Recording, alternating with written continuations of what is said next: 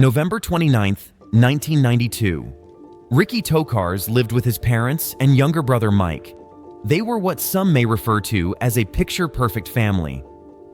On this day, however, 6-year-old Ricky's life would take a horrifying turn for the worse. Little Ricky and his brother Mike were unable to do anything while they saw their mother being murdered right in front of them. Before we continue with this story, don't forget to subscribe to our channel for more videos like this one, and hang on till the end to not miss any important information.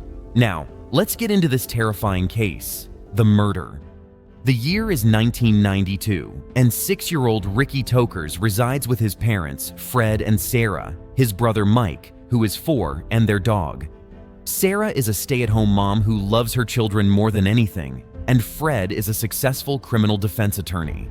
After a family gathering on November 25th, 1992, the family plans to return home again, when Fred decides to stay for a bit and go home on his own later on, since he needed to join a conference in Alabama. Only a bit later that night, cops received a call about 2 little boys who had appeared shivering and covered in blood on a stranger's porch. With tears in their eyes, the children begged them to save their mom. Police rushed to the Tokars family's house and searched the area. Their concerns are confirmed when they come across a white car in a ditch. They notice there is a woman's body inside the car. It later appears to be that of Sarah Tokars, Ricky and Mike's mom. Initial findings. At first, there is not a lot of information available to investigators. Police arrived at the Tokars' home after having searched the car for any information or evidence that could assist them in identifying the murderer. At first, the scene appears to be a burglary gone wrong. But as they investigate the house further, they realize there's more to the story. Proof of a forced entry is present. Although the door leading from the patio to the kitchen was unlocked, detectives discovered that the lock had already been damaged before that particular night. The more they find, the less sense it makes to be an actual burglary. Ricky and his little brother Mike had actually just witnessed the unimaginable. They were filled with shock and confusion.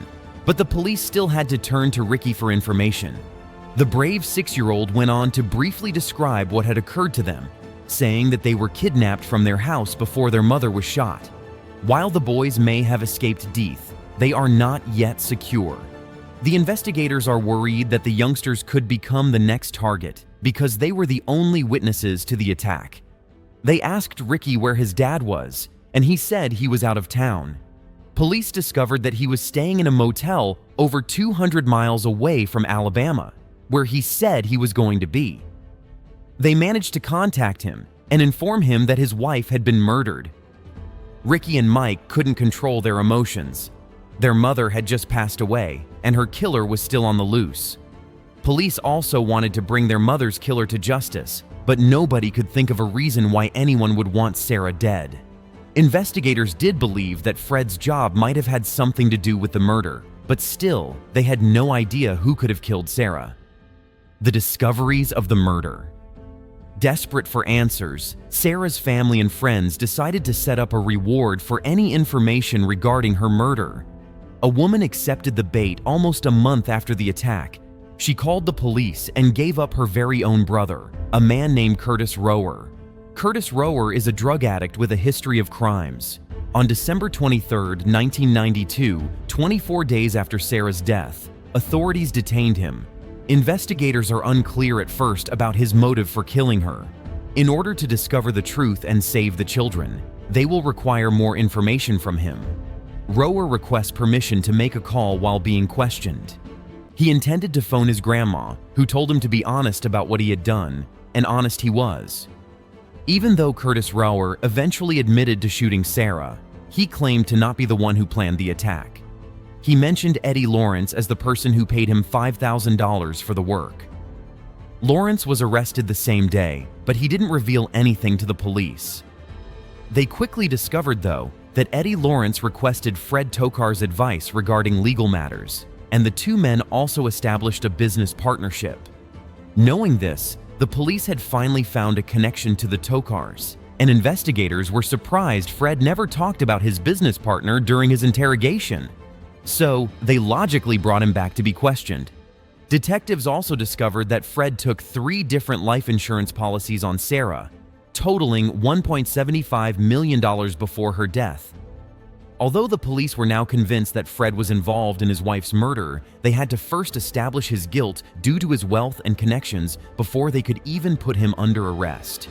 Suspicion was mounting against Fred, but he still had custody of the kids. Ricky and Mike were, quite understandably, constantly worried that someone would try to kidnap them, but the biggest danger could actually come from their very own dad. Until Fred's business partner Eddie Lawrence spoke forward, police sadly were unable to do anything. 8 months after Sarah's death, in July 1993, Eddie Lawrence finally began to cooperate with the police after months had passed with no new discoveries. He admitted that Fred Tokars paid him to kill his wife since she was too knowledgeable about his criminal activities. Lawrence hired Curtis Rower to complete the work because he was unable to complete it himself, arresting Fred Tokars. Police now finally had enough information to capture Fred Tokars, thanks to Eddie Lawrence's confession. Fred was at his mother's condo in West Palm Beach, Florida, at the time, where he was with his sons. They needed to figure out a way to get him outside so they could capture him without putting the children in danger. Eventually, police decided to gather around the building claiming to be reporters, since a lot was being said in the media at the time, which got Fred Tokars frustrated. Just as they had hoped, Fred approached them and could be arrested after having been taken outside. The case. Everything that had happened in this case had to be explained in court by the guilty Fred Tokars and all witnesses. This is how everything had gone, according to him. Around 10 p.m. on November 29, 1992. Tired from a long day of travel, Sarah drove into their home's driveway. Mike was asleep in the back seat. While getting Ricky and their dog out of the car to take them inside, Sarah let Mike sleep for a few more minutes. The house was silent and dark when she opened the door. Immediately, a man with a gun, now known to have been Curtis Rower, rushed in front of her after only a few steps inside the house. He commanded her to return outside the house before Sarah even understood what was happening. Rower ordered her to get on the driver's seat, Ricky sitting next to her on the passenger side. The man opened the back door and took a seat next to Mike, just behind her. Sarah saw the intruder's rifle pointing at her head in the rearview mirror. When she desperately pleaded with him not to harm the boys, he shot her in cold blood. The car was out of control and kept rolling until it stopped in a ditch. Following the sudden stop, Ricky hit his head, and the little boys were now left alone next to their mother's dead body. Ricky remained still in his seat for a short while before reaching over to shut the car off, since he remembered his mother telling him it's dangerous to leave cars running. Ricky felt his mother was in real danger and in need of assistance because she wasn't moving or responding. The boy stepped outside and headed towards the back door of the car to help his little brother out of his seat. When they arrived at the closest residence, a man luckily opened the door. Ricky and Mike were all covered in blood, so logically the man immediately called the police. Court orders of the case.